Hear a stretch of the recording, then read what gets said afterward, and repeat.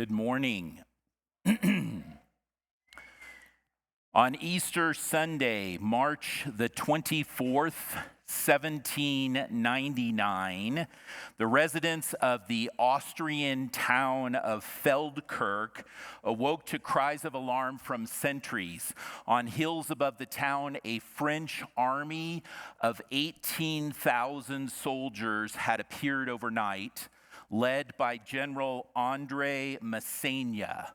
Now, following the French Revolution, in which the people of France violently overthrew the royal government, a loose coalition of other European nations gathered together in the hopes of preventing a similar rebellion in their own countries and tried to contain the rapid expansion of the new French Republic.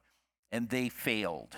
Austria took the brunt of the coalition losses, and so its people lived in constant fear of the French armies coming back. And so when Masséna and his army appeared on the hillside, terror filled the people of the town. The town had no military force to defend itself, and the council quickly assembled and began to dictate terms by which they would request the acceptance of their own immediate surrender. But the dean of the Feldkirch church, who would have been the highest ranking priest in that church, urged the people not to give up so quickly. He convinced them instead to go ahead with their Easter service and to ring the town bells to signal the start of that celebration. So as the bells began to chime, the people poured into the church, filled with anxiety and fear. Welcome to Encompass Church. My name is Kevin Clark. I'm the senior pastor here at Encompass, and today is week 2 in both a 5-week teaching series and in a campaign designed to fund the expansion of our campus to meet our growing need for children's spaces. And both the series and the campaign are called the same thing: make room for the next generation. Last week, I explained what our need was. I explained the project and the different phases, and I invited all of you who consider Encompass Church to be your church home to begin to pray, to follow through the devotionals, to use the other tools that we provided, and to ask God what He might want for you to participate in doing as we begin this campaign. We are seeing hundreds of new families move into the area, and God consistently is sending some of those families to our church. We have new families registering their kids every single Sunday morning. And if you doubt me about how many new families there are, today come to Trunk or Treat, and you will meet hundreds of them with their children. So as a church family, we are committed to raising $2.5 million over the next 3 years. And we're committed to doing that to build a children's addition and to renovate some other key spaces, all to make room for the next generation. And that's phase 1. If we give and we pledge more than that, then we will immediately begin to do other phases. If you missed our campaign launch last Sunday, pick up one of the orange gift bags out in the lobby. It has the things that we gave the rest of the congregation to help them think through and pray through the project. And go ahead and watch the presentation either on our website or on our YouTube channel and find out what we believe God is challenging us to do as a church family. You can also visit our Make Room campaign page at encompass.church/make-room, and there's all kinds of information, a frequently asked questions page, and details and resources to help you consider whether or not you would like to play a part in that. Today, if you have a Bible or a Bible app, go ahead and make your way to Luke chapter 12, verses 22 through 34. Luke chapter 12, verses 22 through 34. And today, as I usually do, I'll be reading from the ESV Bible translation. That's the English Standard Version. Today, we're going to see Jesus tackling one of our most pervasive fears, one that nearly everyone experiences on a somewhat regular basis, and that is the fear of not having enough. Now, when I presented the campaign to you last Sunday, many of you were excited. I know because you contacted me or you walked up and talked to me after the presentation. But I'm sure that some of us in this room, and maybe perhaps even a majority, felt a slight degree of anxiety. And you might have thought as you were driving away or later in the week, what might God ask me to do? And will I be comfortable doing it if he asks? Now, the reality is that some of us will choose not to ask God what he wants us to do. We might just decide what makes sense to us and do that and tell ourselves that's what God wants. But the truth is that God seldom wants us to do just what makes sense to us, because what makes sense to us usually requires little or no faith in him. What demonstrates faith in him will always stretch us beyond what makes sense to us. But that stretching also nearly always opens us up to worry. So ask yourself this question: how much of my time on a daily or weekly basis is spent in worry? What makes me worry the most? Is it my health? Is it my job? Is it my family? Is it the economy? Is it my finances? Is it my freedom? Is it my future? Or is it even my life itself? One day Jesus was teaching a large crowd. He actually was primarily teaching his disciples, but a large crowd had formed around him. And he was talking specifically about fear and anxiety. And the crowd began to ask questions. Some people even shouted some demands based on their own anxieties. Then Luke chapter 12, verses 22 and 23 tells us what happened next. It says this: "And he said to his disciples," I'm sorry, I'm having a dyslexia on the screens I'm controlling up here. So let me catch up here. Sorry about that. "And he said to his disciples, 'Therefore I tell you, do not be anxious about your life, what you will eat, nor about your body, what you will put on. For life is more than food, and the body more than clothing.'" Jesus' disciples must have been pretty skeptical at that moment, I would imagine. Jesus just literally said to them, "Do not be anxious about your life." And I bet they were thinking, seriously, Jesus? This is the first century. Do you have any idea what is going on around us? And when we read something like that, we think, Jesus, do you have any idea what is going on around us? And then Jesus said, "You worry about what you will eat and what you will wear." And we think, no, I don't. I worry about the really important stuff, like whether I'll pass my final exams, whether I'll land my dream job, whether I'll marry my soulmate. I worry about how my investments are doing. I worry about who will win the next election. I worry about what kind of future my kids will have. I don't really worry about food and clothing, Jesus. I know I have that one pretty well covered.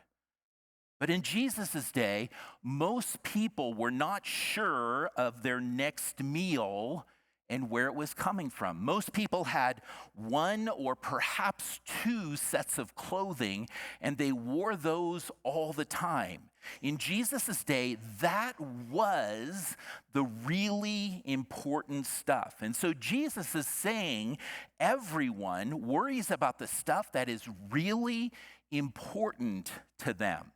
But your life is more than that stuff. Do not be anxious even about that stuff. What was Jesus saying? In essence, Jesus calls us to calmness. What is the opposite of worry? It's peace, or it's calmness of heart. Jesus said experiencing worry or calmness is a choice. And some of us think to ourselves, it's not a choice, it just happens, and I have no control over it. And sometimes it's actually overwhelming. But Jesus said, you do have control over your reactions. Learn how to exercise your control. Do not be anxious about your life. We get to choose whether or not to be anxious. We make that choice every time we decide on what our eyes and our minds will be focused. If we live every day with our eyes and our minds focused on the news and social media, we will choose inevitably to worry. But if we live with our minds and our eyes focused regularly on our provider, we will choose calmness. So ask yourself, where are my eyes and my mind focused? Are they focused on my problems or on my provider? What do I usually choose? Worry or calmness? It sounds very simple. I'm sure that Jesus knew that simply telling his disciples to choose calmness was not going to end their natural tendency to worry. And it's not enough for most of us just to hear him say that to us either, is it? So in verses 24 to 28, he challenges them with a series of comparisons. Jesus said this to his disciples: consider the ravens, that they neither reap nor sow. They have neither storehouse nor barn, and yet God feeds them. Of how much more value are you than the birds? And which of you, by being anxious, can add a single hour to his span of life? If then you are not able to do as small a thing as that, why are you anxious about the rest? Consider the lilies, how they grow. They neither toil nor spin. Yet I tell you, even Solomon in all his glory was not arrayed like one of these. But if God so clothes the grass, which is alive in the field today and tomorrow is thrown into the oven, how much more will he clothe you, O you of little faith? Jesus is telling us that there are opportunities for us to see how valuable we are to God. He gives us two pictures to help us see why we wouldn't choose worry.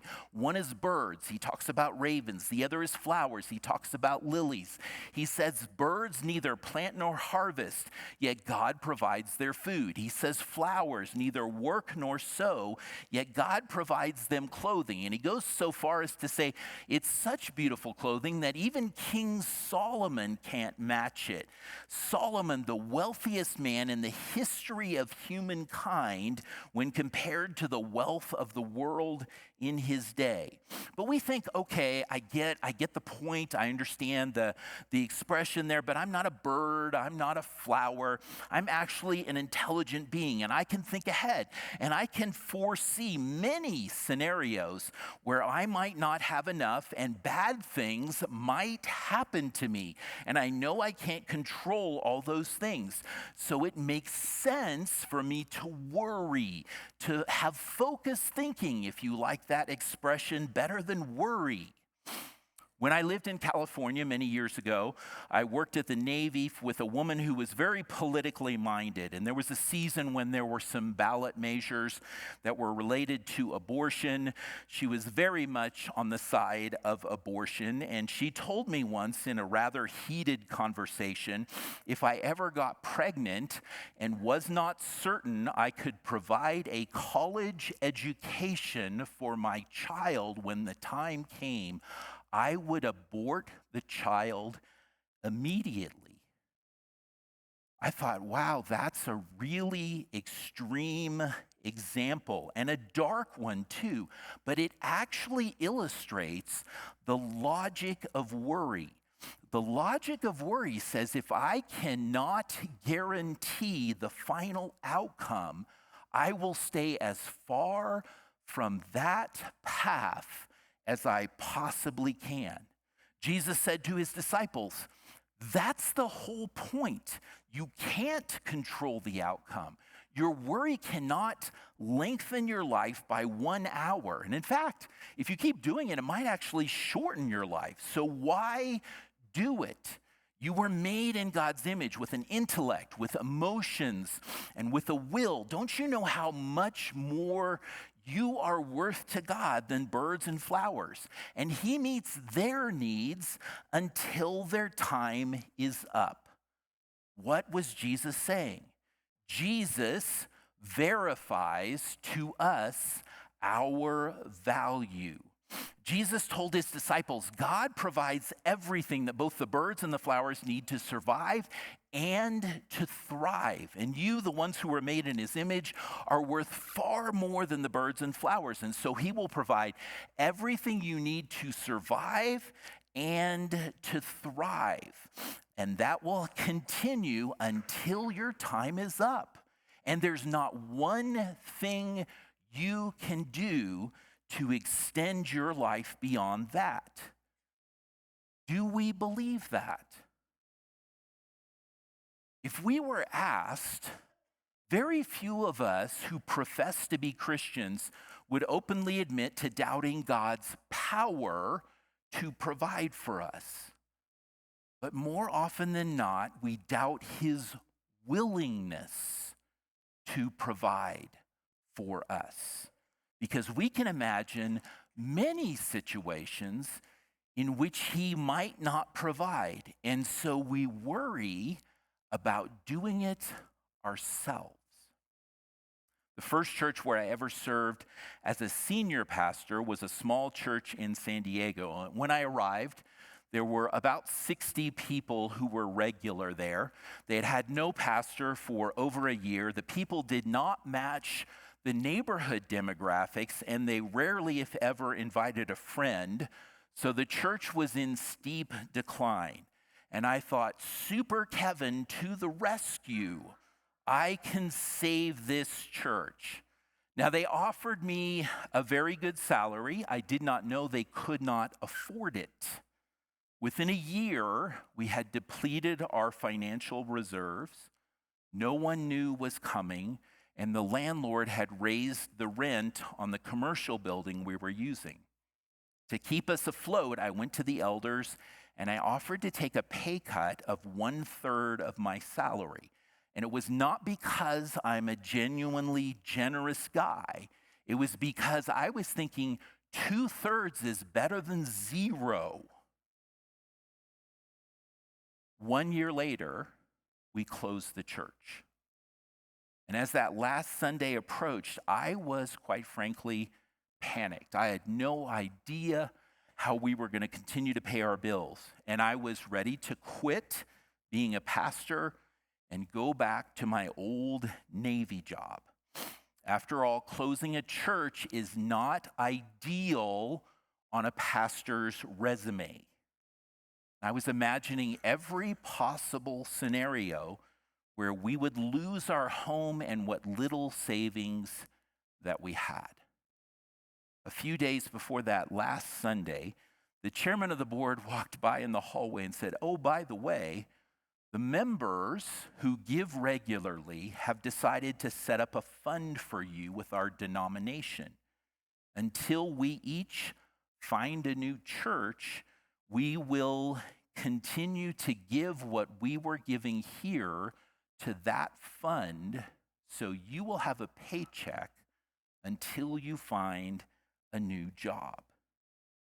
When the church closed, I was imagining every possible dark outcome that I could imagine where we would lose everything. And the only scenario I could conceive of that made sense to me was to abandon ministry and go do what was financially safe.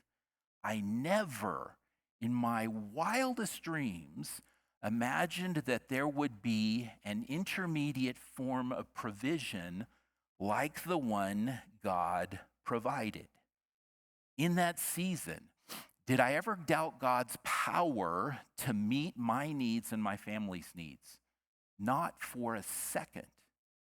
Did I ever doubt his willingness? Every single day. Did he prove me wrong? Every single day. The plan he had not only met our needs, but it enabled me to make the connections that ended up bringing me here. Ask yourself, though Jesus says I'm more valuable than any other creatures God has made, we're made in his image, do I ever doubt his will to provide? Some of us would probably say, I don't really doubt his will. I have faith. I just make sure I cover the bases before I wind up to pitch. But it's not what we say about our faith. It's not what we feel about our faith that demonstrates our faith is true. It's what we actually do because of our faith. Jesus told his disciples what a person who lives by faith instead of worry would do. Look in verses 29 through 31. Jesus said, "And do not seek what you are to eat and what you are to drink, nor be worried. For all the nations of the world seek after these things, and your Father knows that you need them. Instead, seek his kingdom, and these things will be added to you." Jesus said, don't seek what you'll eat and your drink, seek God's kingdom. Was he actually saying, you should all quit your jobs, you should go sit on a mountaintop and pray for God's kingdom to arrive, and God will magically provide all the things that you need? No, that is not what he's saying, and none of those who were listening to the context of his teaching in that day would have thought that that's what he meant. So don't waste your time formulating objections to things that Jesus did not say and did not mean. Jesus did say the people of this world spend all of their resources and time chasing after the things that they believe they need to fulfill their priorities and worrying that they will not receive them when and how they want them. You must be different. Seek God's priorities, not yours. And if you pursue them, you will get what you want because you will begin to want what God wants. We're not living by faith if we only do the things that we can do without him, or if we only do the things that make sense to us.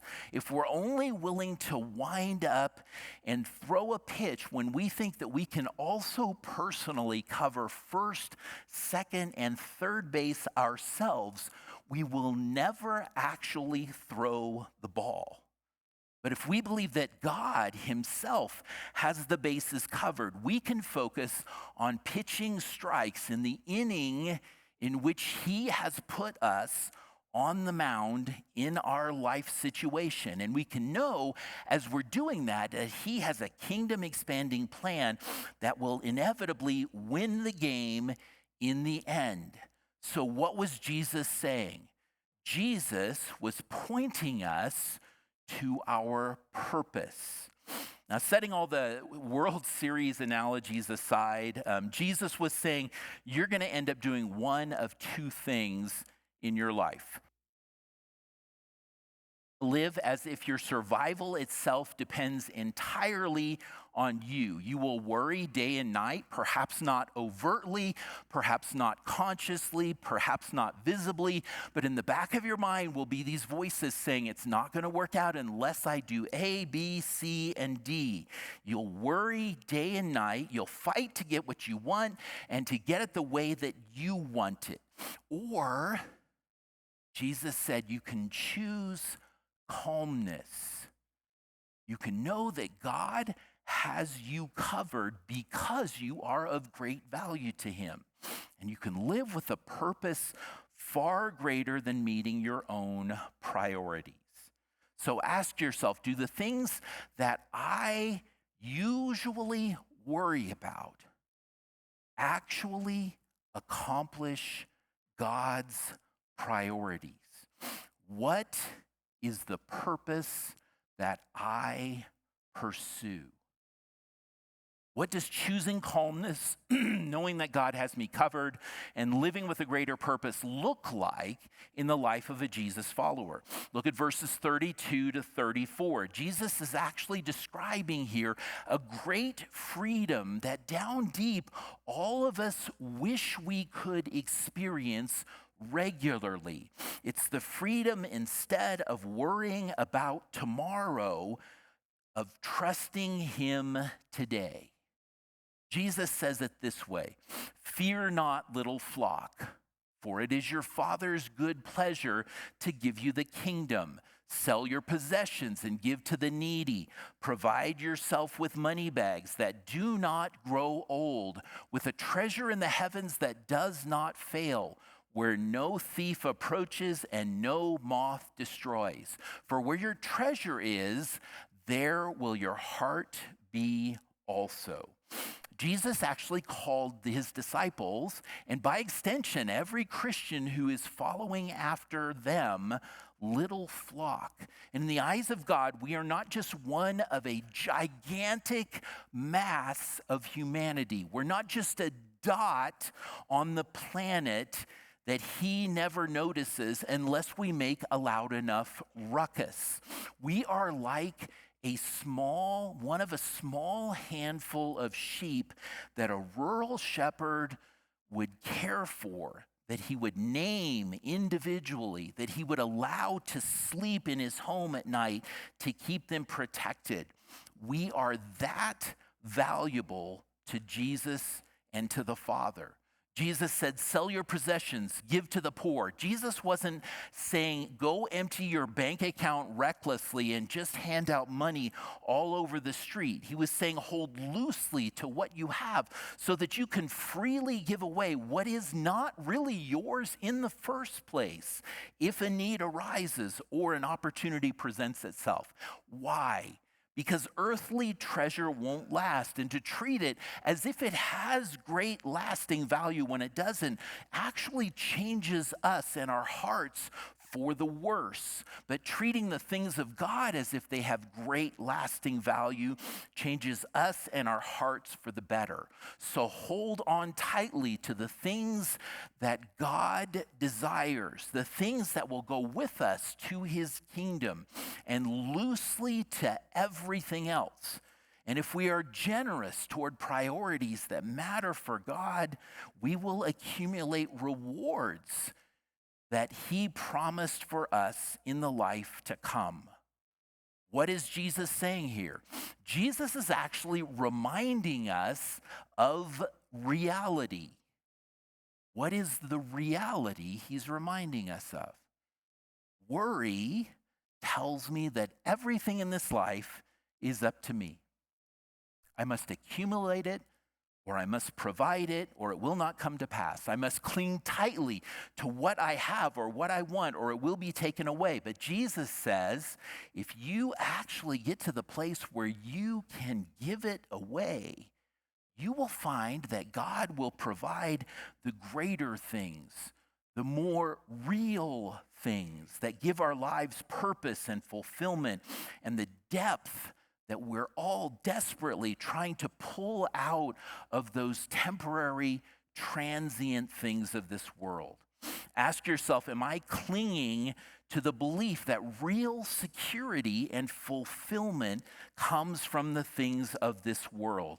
Or am I holding on to what is actually real?